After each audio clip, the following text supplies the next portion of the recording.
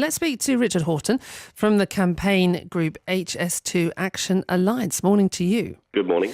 What do you think then about a major part of this new report out today, that there's going to be an HS3, it is going to cut journey times between Leeds and Manchester almost in half? A lot of businesses listening to this morning will say that is a very good thing. Yeah, I think Adam's right when he says that it's not necessarily going to be a high-speed link, but I think we've been saying for 4 years, as has the Transport Secretary and academia and northern businesses, that linking Hull to Liverpool, east to west, is a great thing. It's certainly what all the evidence shows you need to build your regional economies, these intra-regional links.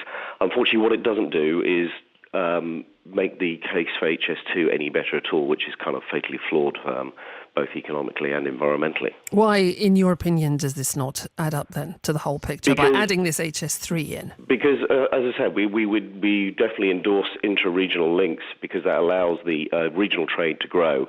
But connecting any city outside of London to London, which is 9 times bigger than the nearest economy, is going to do one thing. It's going to drag the best and the brightest and the money to the centre, to London. And you only have to look at their own figures from HS2. They're saying 80% of journeys will begin and end in London.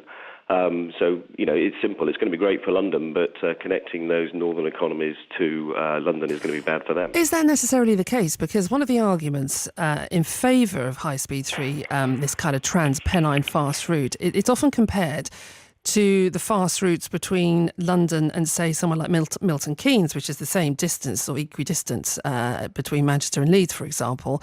And they're saying, look what's happened in Milton Keynes. There's half the journey time, there's double the routes, and this is an expanding town. Why wouldn't that happen in the north of England? I say, we're not against east to west links. We think this should but happen. Why wouldn't that same expansion happen in the north of England? Well, it will happen if you put east to west and you allow that regional I'm talking about area High Speed 2 now. Why wouldn't that happen with that? Well, because High Speed 2 is only going to connect London to these economies. And if you look at the reality, they're suggesting the economic growth that's going to be driven is, their KPMG report, is solely because there's no transport links. It doesn't allow for the fact that there's a lack of capital or lack of skills. Look at Doncaster. It's had a direct train link to London for decades. It simply isn't growing. So to suggest that this one train line is going to solve the economic issues is simply untrue. I mean, it's a long way from actually happening, this new interconnection regionally. There's no route yet. There's no timetable to build it. No money's been confirmed. But ironically, it's someone like you, a kind of anti-High Speed 2 route person, would actually say, well, actually, that is something that we should get on with. Well, I don't think it's ironic at all. I think we're against ultra-high-speed rail and a single link between London. What we are suggesting, and all the academic evidence proves this, and you look around the world, it proves it, that building intra-regional connections is exactly what's needed. So it's directly consistent with what the sector's been saying. It's unfortunate it's taken the government 4 to 5 years to catch up.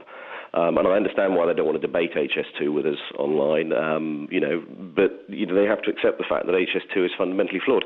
Jim O'Neill, the Regional Cities Commissioner, only last week said in his report that HS2 won't do anything to support the growth in the north, but the intra-regional connections that they're talking about this morning will. I mean, it's 2 entirely different projects, and I think the evidence is very clear.